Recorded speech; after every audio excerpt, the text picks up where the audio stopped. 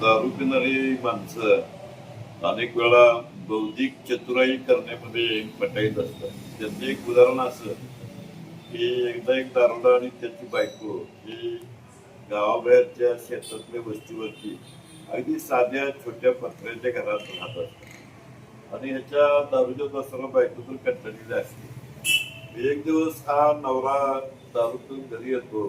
रात्रीचे 12 वाजलेले असतात. त्याला बायको त्या पत्र्याच्या घराचा दरवाजा उघडत नाही.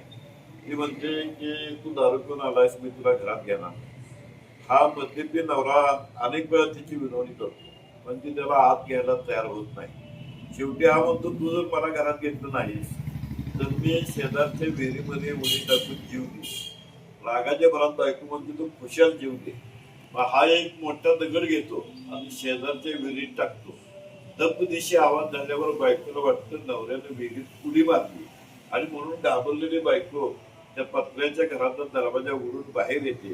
ती बाहेर आत आल्या आल्या हा दारूला चटकन आपण आत जातो आणि आतून कडी लावतो. आता सीन उलटा होतो की नवरा आत आहे, बायको बाहेर आहे आणि बायको विनवणी सुरू करते की आवाज करू नका, मला आत घ्या, इतका उशीर झालाय, मी कुठे जाऊ. हा म्हणतो, मी तुला आत घेणार नाही.